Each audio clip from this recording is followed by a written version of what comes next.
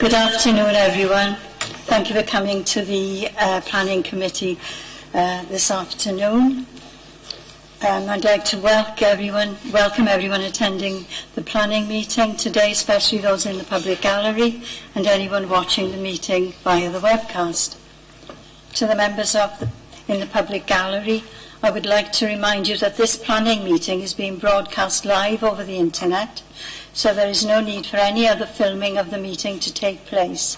This meeting is available to view online now and in the future. Committee members, please be aware that we are all on camera and you may be visible on screen when people around you are speaking, and please remember to speak clearly into your microphones. We welcome the use of the Welsh language at meetings. I have had no request for people to speak Welsh today, so this meeting will be conducted in English only. Please can all mobile phones and other noisy devices be put on silent. If there is an emergency alarm, please follow the green signs and go to the ground floor of the Civic Centre car park. Thank you. I'll ask the officers now to introduce themselves, please, and I'll start with Tim on my right. Thank you, Chair. Tim James, Chief Legal Officer. Rachel Beale, Democratic Services Officer. Richard Lewis, Head of Planning and Development. Rebecca McAndrew, Planning. Sarah Hensby, Planning. Adam Foote, Planning. Thank you. We go on to the agenda now. Item 1, attendance and apologies. Are there any apologies, Rachel? I haven't received any for today, thanks.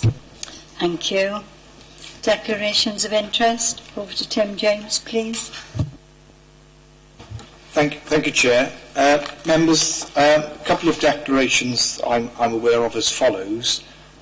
Firstly, in relation to agenda item 5, planning application affecting land at Blenheim Road, St Giles, Cwmbran, Councillor Ashley, I understand you wish to declare a personal but non-prejudicial interest in relation to that matter because you're a member of Cwmbran Community Council who were consulted on the application. Is that correct? That's correct. Thank you. And Councillor Fay-Jones, the same, I believe, in relation to that application. Is that correct? Yes, that's correct. Thank you. Thank you. And then in relation to item 6 on the agenda, planning application affecting Larch Close, New Inn, Chair, I believe you wish to declare a personal but non-prejudicial interest as a member of Pontypool Community Council who were consulted on that application. Is that correct, Chair? That is correct. Thank you. Councillor Gaynor James, I believe you wish to make the same declaration. Is that correct? That's correct. Thank you. And then Councillor Overton, same declaration in relation to item 6, I understand also. Is that correct? That is correct. Thank you, members. Any other declarations or questions from members in relation to that at the moment, please? Thank you, Chair. I'll just remind members then that they should record their declarations on the appropriate sheet that's circulating with the attendance register. Thank you, Chair. Thank you, Tim. Item 3, minutes of the Planning Committee held on the 11th of December. Is it a true record? Somebody move it? Moved. Is there a seconder? Do you all agree? Thank you. Any questions or comments on those minutes? No? Right, thank you. We go to item 4, which is notification of an appeal decision, and its appeal reference APP/V 6945/D/18/32/12216. The site address is 18 Hanbury Grove, Pontypool, and the description of the development is proposed garage conversion to living space. And as you can see, the decision was allowed. This is only for information, but are there any comments or questions from committee? No? Do you all agree to note these? Move it? Thank you. All agree. Thank you for that. Item 5. This is application number 18/P/0654/FUL. The proposal is demolition of existing school building and construction of 17 affordable homes with associated public open space, drainage, infrastructure and highways works. And the site address is land at Blenheim Primary School, Blenheim Road, St Giles, Cwmbran. And it's on pages 35 and 53 of your report. And Mrs. Sarah Hensby, you're going to present this, Sarah. Thank you, Sarah. Thank you, Chair. As it's been described, this is a residential development of 17 units that consists of 8 one-bedroom flats, 7 two-bedroom terrace properties and 2 three-bedroom terrace properties. This is roughly on the former footprint of the school or the junior school that was on the site. If we go back to the previous plan, this is the position of the new school that's already been constructed and is in operation, and this is the former block which is proposed to be demolished. And with that, the 17 properties to be built, along with 32 off-street parking spaces. If I take you back to this plan, the tree-lined stream is to be retained, and in addition, an equipped play area is proposed to be located to the north of the site with a link through from Kingsland Walk through to the access road, which serves the school as well. The development is being taken place by Mellon, which is the registered social landlord. It would be 100% affordable housing. The proposal is to provide a play area in this position. We have negotiated a contribution towards that play area of £34,540 for Torbine to actually design and build that, which would provide us with 3 pieces of equipment, which one with being a high-spec multi-play piece of equipment and 2 smaller pieces of equipment such as swings. In addition, we have costs to fulfil the access route through the site and the maintenance of the play area. Because this requires a Section 106, we will be continuing negotiations, so it might require further conditions to be added to the actual description on the conditions, but also we'll be doing that as and when it's actually required. This is the proposal in terms of the actual design of the proposed plots. As you can see, the terrace housing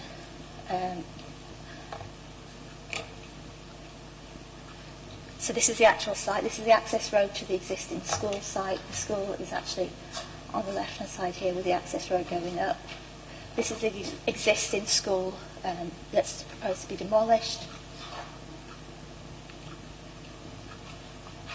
This is a tree-lined embankment to the north of the site. And this is the approximate area of where the play area would actually go on the actual site to the north of the site. Thank you, Chair. Thank you, Sarah. Right, open to the floor. Any questions? Faye?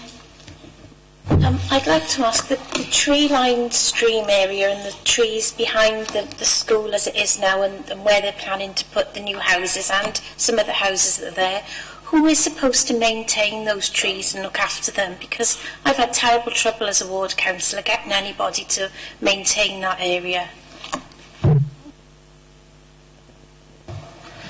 At the moment, the actual trees in that area is in the school site. As part of this application, the applicant has actually agreed to provide us with a sum of money for ourselves at Torbine to actually maintain that area in the future. So we've actually negotiated £44,000 for the ongoing maintenance of that in the future for the tree-lined area of public open space. Can I just come back on that? There are trees behind some Bronavon houses that go to the side of the school, and that's all the same patch more or less. And in the end, I managed to get Bronavon to do some work on them, but it was very, very difficult because first they said it was the county council that had them, and then the county council said it was Bronavon, so there's a lot of dispute about it. Will you look after the whole lot of trees going right towards the school, or will it just be in that one particular place? As part of this scheme, we can only look at what's actually part of this scheme. So the area is this area here, not anything going down towards the school, which... Go back. So you're referring to this area here, is it? Or... It's like a little wooded area all around, yes. Just behind it to the side of the school, and then behind some houses and over to where the site is. Like I say, basically, this is the application site, so we can only control under the planning application what's in the actual application area. So this is the area of public open space, which the council will be in charge of going forward and maintaining. If it's in Bronavon, that's a separate landowner, separate to the application as well. It just seems a little bit messy to me that in a very short space there are trees and they're going to be divided up between different people who's going to look after them, and it's quite a wooded area and it has caused trouble for the residents in the past, you know, into their back gardens and things, the Bronavon residents and people who bought their own homes there, and then Torfaen have come back and said it's nothing to do with them. It is probably a wider issue than the application. If you can look, the red line around that area is the only bit that we can control, and we will be having a sum of money from Melin for the council to maintain all of that within the red line. Now, outside of that red line, I don't know what the circumstances are. We can pass on any comments you want to make, but we'd need to know exactly where those trees are, and we can pass that on to Bronavon or the council if necessary then, but it's probably outside the scope of the application, I would say. Do you think, though, that could be sort of thought of as joined up thinking that the trees don't just live there, they go in a big line right across to the new school? And so in that case, it would be nice to know who's going to maintain them in the future, and for it to be quite straightforward. I think it just comes down to land ownership. If the Bronavon want to have a deal with the council in terms, there's nothing wrong with that, but it's not something that we can sort out through the planning application. But we can certainly represent those concerns, yes. Thank you. Stuart? My view is exactly on this and the playground there as well, because I think the detailed planning on the playground obviously is Torfaen and Neighbourhood Services, and the business with the tree, as Faye's mentioned. I think I've declared that I'm on the community council, but the obvious thing is that we're now looking at place planning, and one of the views that the community council would have, as well, was that in terms of place planning, that's something that the community council could certainly bring the parties together and look at place planning. That's something that it's new.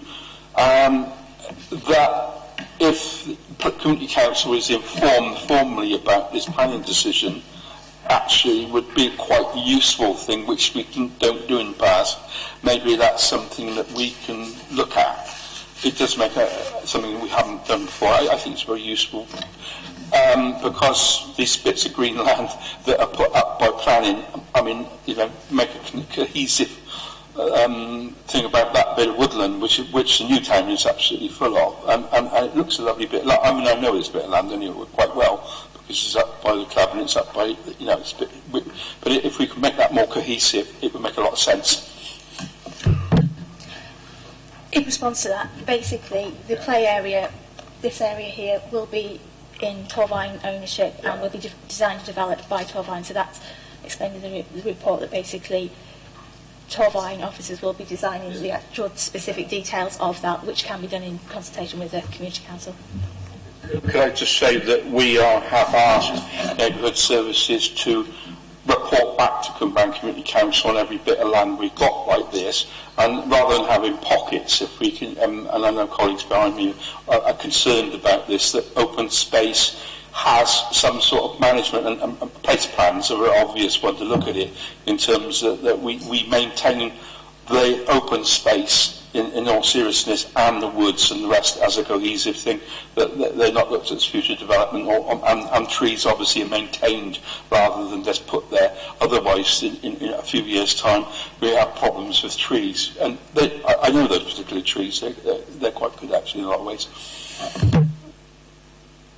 Thank you. You okay now, Stuart? Yeah. Right, thanks. I'd like to get somebody else. Yes, somebody else does want to speak. Alan wants to speak. Will you come in now, Alan? Thank you, Chair.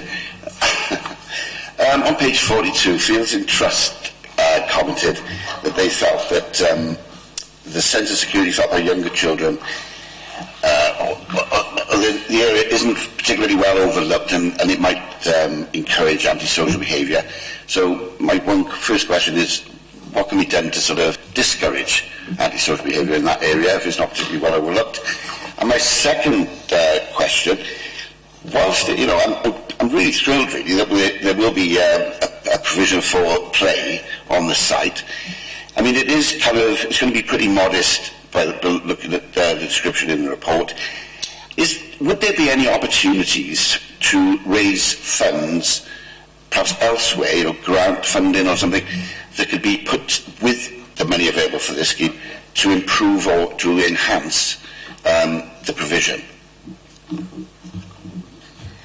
In terms of the Fields and Trust comment, obviously they have concerns about the overlooking on that. At the moment, it's enclosed land at the moment which hasn't got any public rights of way through it. This proposal includes a public right of way which I envisage will be used quite heavily due to the linking with the school on there. So obviously that would discourage some antisocial behaviour anyway. And in terms of future play value of the actual site, yes, this site could be used for enhanced areas. In terms of the council designing the scheme, it's not envisaged that it would be a 3 pieces of equipment and then stagnate at 3 pieces of equipment. As is reported in my report, basically there is an under provision in the area, which is why we couldn't have a community sum to be spent on an additional play area elsewhere. So with this, we provided on site so that in the future, if developments come forward or if money comes forward from elsewhere, then that can be spent within this locality to provide additional equipment on that play area. Right, I think Steve wants to come in now. Steve? My question is the one on page 53, stating that the gate providing access to the pathway to the rear of plots 1 to 5 needs to be self-closing and lockable. Is there a reason for that? Because of antisocial behaviour, or is there a reason for safety? Can somebody just explain? In terms of it, that's from the police liaison architectural officer in terms of the design of the actual schemes. As described in the report as well, the properties are designed to DQR requirements because they are social housing. So they have a specific design requirement, and in order to achieve that, they need to make sure that they actually adhere to the Safe by Design guidelines on there, and DQR, which are a code that they need to actually follow. And if you notice, that's actually been put on as an advice note rather than an actual condition, because it's covered some. They will have to provide that in order for them to be social housing on there as well. So it's nothing specific because of the actual play area there. It's the actual design of the properties. Okay, Steve? Yeah, thank you. Right. Stuart? Yeah. Right, it's been moved and seconded. You all ready to vote? Those for? 1, 2. Okay. Can you keep your hands up, please, for Rachel, to make sure the count is accurate? Okay, Rachel? Thank you. Against? Abstentions? I think that was unanimous. Right. This application has been approved. Thank you. Agenda item 6. It's application number 18/P/0794/HH. Proposal.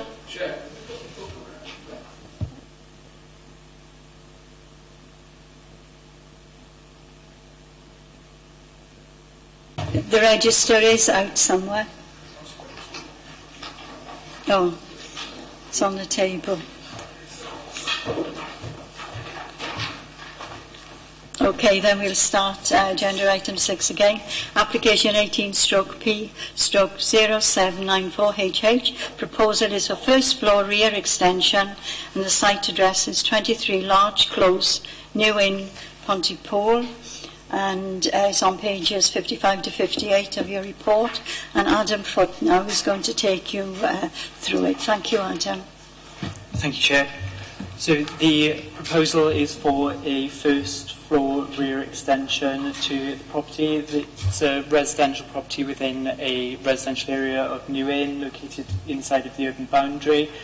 You can see the top photograph, top drawing there, shows the existing situation at site. So they already have a first ground floor rear extension, and the proposal is to put a first floor extension above that, which is shown on the lower diagram. This is the side view of what is proposed to go there, and the proposed layout. And then there's just these two photographs illustrate the existing situation on site. And that's really all there's to say. Thanks. Thank you, Adam. Any questions from the committee? No? Stuart? Right. Is there a seconder? It's been seconded. Right. Those for the proposal? That looks like everybody. Anyone against? Abstentions? No. That's unanimous again. Thank you. We'll go on to item agenda 7. And Mrs. Rebecca Andrew will take us through this one. The application number is 18/P/0829/CND. The proposal is for discharge of Condition 8 of planning consent 18/P/0129/FUL South Eastern Boundary Treatments. The site address is plot C2 and C3 Llantarnam Industrial Park, Cwmbran, and is on pages 59 to 63. Over to you now, Rebecca, please.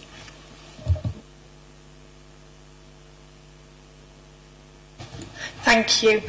Members will recall that we brought the full application for the new police headquarters on Llantarnam Industrial Park to committee in September, where you resolved to approve the application subject to Section 106. At that time, we'd failed to reach an agreement in terms of the boundary treatments for the rear part of the site, so this boundary running round from there to there. So we'd agreed in principle that there would be a boundary treatment on there, but because this building here is listed and the proximity, we found it difficult to come up with any resolution because the police have got high security requirements and we've got high design requirements because of the proximity of the listed building. So since that time, we've been in negotiation and discussions with the police and trying to come to some resolve where there was a mutually acceptable solution, and we think we've come up with this now, so that's why we're recommending approval. So it's this boundary now will run around here. There'll be some pockets of planting to the rear to soften it. And if I show you the elevation drawings. So mostly it will be this stone-clad wall, so natural stone-clad wall with the security fencing fixed to the front of it. So it's a retaining structure there. You can see that would be the ground level behind. The police have given us information in terms of what level of security they need to reach on the site, and in order to achieve this they need a 2.4 high metre fence, and it has to be anti-climb. Now, as part of the proposals as well, this included the access gate and the pedestrian access. So we've been looking at that, and it's been really difficult to find anything other than just the standard turnstile pedestrian access to get in there. So what we've got is some stone pillars either side of the pedestrian gate and the vehicular access gate to tie in with that wall to try and add some sort of quality to the scheme. So here's some cross sections. This is the sort of wall we're looking at, so that's stone facing, and then you can see there that would be the retaining wall structure, and the fence would sit over the top, and then this is a cross section where there'd be some car parking spaces, but this is one of those green fingers that would go into the site to soften it behind it. So the scheme proposes some trees behind the fencing, and also some trailing rosemary would be planted through the fencing down, so this would come down and cover. You can't really see it. That's the sort of plant it would be. But they would hopefully then come down and trail over that fencing with the stone wall, which would soften that impact. So overall, the maximum combined height of the fence and the wall together would be between 2.6 and 3.1 metres. But we think with the mitigation put forward and the good standard of stonework and the fence is less dense than previously proposed, we think this is an acceptable solution, and therefore we're recommending approval and discharging the condition. Thank you. Thank you, Rebecca. Any questions? You don't answer that. Yeah. What? Well, I've got the expert behind me on this one, but what colour is it? The colour of the fence? Yeah. It's black. So it's, I only asked that question because that's a fairly, so we're talking a fence, it's going to be 8 foot. So mid-grade. Yeah. In old currency, it's going to be about 8 foot high. 2.6 and 2.1 overall. Yeah, that's 8 foot in old money, isn't it? 3.1 is over 9 feet. 9 feet. So a black fence, 9 foot tall. Yeah, he's speechless. I think I am as well. It's pretty solid. You ain't going to argue with that, are you? It does the business, but I just one thing. It's a black fence. Not much you can say about that, is there really? The stonework that it sits on is quite a high quality spec, so I mean that's the mitigator, and with the trailing rows you would soften that as well, and the trees. So yeah, so it's not ideal, but there's a balancing point between police security, there's sort of home office requirements and anti-terrorism and all of that, with our visual impact. So it's a difficult balance to make really, but this is probably okay in our eyes. Am I looking at where that figure is on the left, on the right hand one there? Is that kind of abutment that comes out then stops people clambering over it?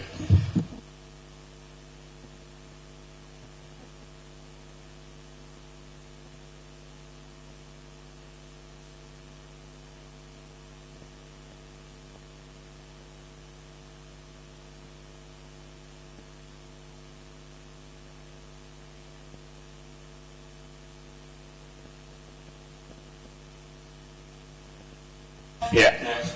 Looking at that, surely it'd be visibly out of character for the area, you know. It stands quite robust in it. I mean, we accepted the principle of a boundary treatment around this as part of the original consent, but we had to extend negotiations in terms of what we were going to get for this, and particularly having regard to the to the listed building next door, and if it isn't from a visual point of view, it wouldn't be our optimum solution, but it's a balancing act between achieving the level of security, because this is a police HQ. And if you look in the report, the police have submitted a statement in terms of what they need in terms of security, and trying to achieve something that's the best that we can achieve there. And the stone is, that you can see is quite a interesting stonework. The fence presented is less dense than was originally presented. We've got that extra planting, and on balance we consider that that is acceptable. Yeah, my point is you're making it more visible. They're looking at anti-terrorism and visibility of it, but you're making it more prominent because people can see what it is. That's what I'm trying to get at. I mean, along the front elevation, I don't know if you can... When we dealt with it originally, they've managed to build sort of ditches and anti-terrorism things to keep the front open, which was the prominent route through Lantern Parkway. But obviously there is a threat of people sort of trying to access that, and what do you do except put a fence up? I don't know. I mean, they're the security experts. They presented us with this case. And visually, I think that's as far as we can probably take it. Sorry, can I just add, the conservation officer has been fully in. We got the issue with the listed building, so the conservation officer has been involved in all the meetings to get to this stage, and we feel we've achieved something that's acceptable. As Rebecca says, it doesn't go around the front of the site, it's around the rear of the site. I don't think the pictures probably do it justice. It's very difficult to draw that kind of thing. Now, I think in context, on site, when it's built, there will be a fence, but because of the quality of the materials behind it and the landscaping, it won't look perhaps as bad as you think it looks on those drawings. Gwen? Yeah, obviously the pictures on there are not very good. Surely there's somewhere anybody else built any of these walls anywhere where we could have better pictures? You know what I mean? Because that one there is just like primary school child have drawn that, haven't they? Is there any way we can get some photographs or something? Is something in situ anywhere else around there? You know what I mean? Are there any other police stations? Are they got this in situ we can see it? No. Or is this a one-off? I mean, the problem is we're showing it to you on the screen, and if you had the plan in front of you, it would be in bigger scale, so you may appreciate sort of the stone wall in detail more then.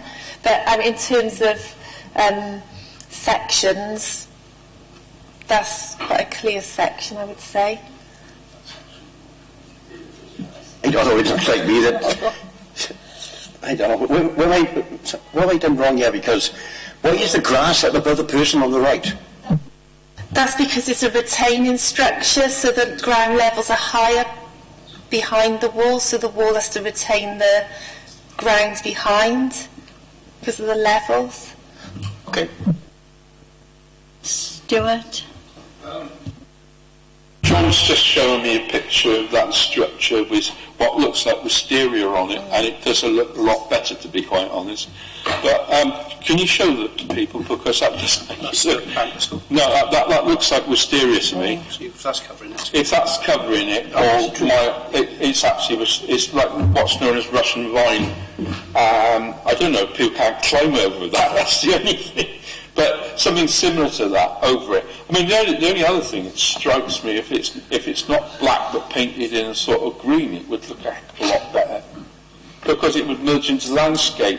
Whereas you put a black fence up, it's just going to show it. I mean, that's what members' reservations. I've got no problem at all with a security fence. I can understand they don't want people over there. And what we've got on the planning application, I can understand that, because it's a major police station, and we know what the threat is without even spelling it out. But there's something that's visually intrusive with black fence. It looks like GCS HQ or something like that. And if you've been up there, I think they soften their fence as well. Walk down the path in Cheltenham, and you see that. But that just looks, if it's a black fence, it looks like sort of special ops space, and I just wonder if they soften it with planting and with green fence would be a lot better option. I think everybody's suggesting that. Sorry, I said black, but and I raised them, it said mid-grey on there, so it's a sort of a dark grey, I would say. Yeah. I mean, in terms of the black's a traditional fence colour, so if you think of sort of, that is normally a heritage colour that we would promote, rather than painting sort of green on heritage buildings, so I guess it's a matter of preference. No, but the listed building is next door, so black tends to be seen as a more, or dark grey seems to be more of a muted colour, and it would fit in with the stone wall. Yeah, I'd take your point. Right, Gaynor's next on the list. Yeah, I just want to say that this security fence it is needed, and it is a security fence at the end of the day. You can't have a pretty pink one with red flowers on it. It's a security fence, and where you going to get anything better? That's what I'd like to say. Right, thank you for that, Gaynor. John and then Alan. No, I was just trying to reiterate a point that we made earlier. The trailing rosemary looks as if it's really good cover on it, and I have no problems with it. Security is paramount these days. John. Alan? Thank you, Chair. I'm perhaps not the best person to comment on this because I voted against the original application, but what I would say, the trailing rosemary is an idea, but it's going to restrict the footway width for a start, and how visible is it going to be to partially sighted people?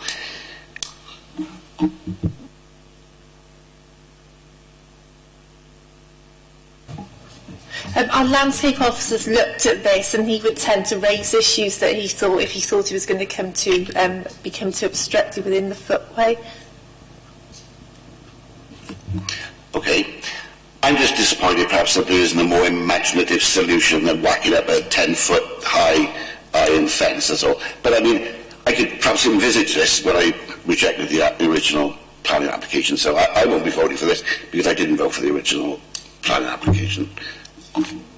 Just coming back, when we dealt with started from afresh with the pre-app and the original application, we've always sought to get the best balance between the visual impact and the security, and I think along the front we've sort of driven that home, and that, but it was more difficult to do with the distances and the situation with the ground levels and things on the back. So, you know, as much as we've pushed and pushed, I think this is the best that we're going to achieve in terms of that balance between the visual impact and the security. You want to come back in, Alan? And cost, I would imagine, was a large factor as well. You don't really have to respond, to be honest. As I say, I'm not going to be voting for this anyway. Okay, thank you. But it is a security fence, Alan. Yeah, absolutely. And it's there for a purpose. Absolutely. Yeah. Right, I think Gwyn wants to come in now. Right, the picture we just shown on John's computer there, it is showing trailing fauna. So basically that wouldn't be black then, would it? If it's got that stuff coming down over it. Something I'm missing here. Trailing rosemary. The planting would be coming down from the wall rather than, so it would be coming down sort of, that's the ground level behind at that point, so it would be coming down. I think you could see, sort of pick up the green there, which is sort of illustrative of where it would be coming down. It's not that clear on here, but it would be coming down from that level. So is that a definite proposal that this, what is it called, rosemary, is it? Rosemary. Trailing rosemary. There was that, what do you call it? Perennial? 365? I mean, I'm not a landscape architect, but rosemary tends to be evergreens, isn't it? Yeah.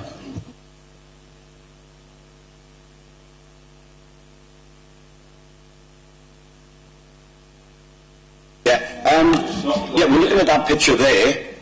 I don't think we can go far wrong on that, trying to do. Yeah. I just think we have to compromise, really. What we want is not what we're going to get, but we want security, and therefore we have to listen to the compromise and take your advice on this one. Stuart? Can I make a proposal that we accept it? Sorry. We accept it, but we make note, well, you've already noted that we're not altogether happy with it. We're allowed to say that, aren't we? Yes, certainly. It'll be reflected in the minutes. Pardon? It'll be reflected in the minutes. The committee have deliberated on it. We're not altogether happy with it, but we accept it on security grounds. Otherwise, you're going to be stuck here. Well, some members appreciate that. Accept it. No, you did say about security, and I think everybody agrees with you on that. Richard? Hello, thank you, Madam Chairman. Stuart has just brought up what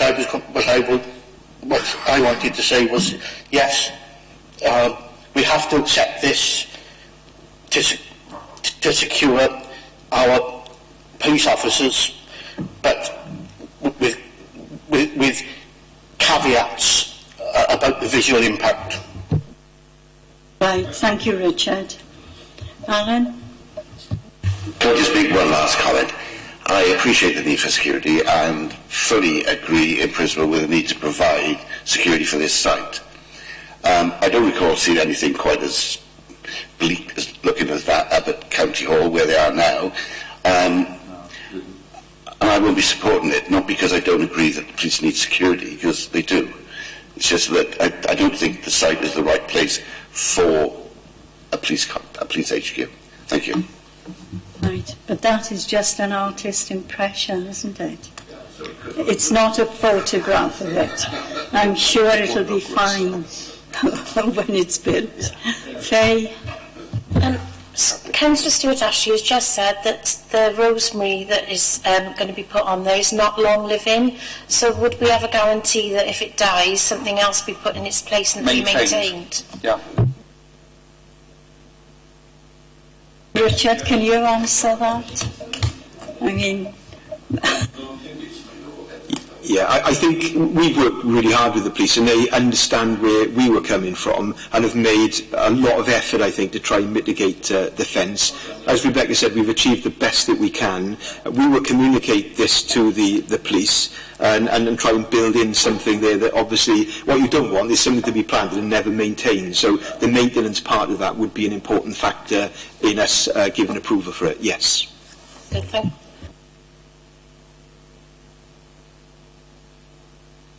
I'm proposing, if there is not any more, You're proposing? that we accept it. Right. Is there a second? Yes.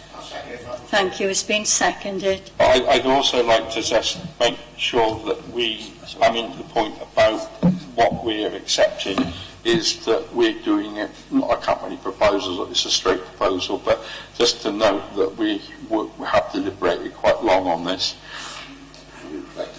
It will be reflected in the minutes. So I propose it, Right, you ready to vote on it? Those for the application? Right. And does everybody accept one? Those against? Abstentions? One abstention. This application has been approved. Thank you.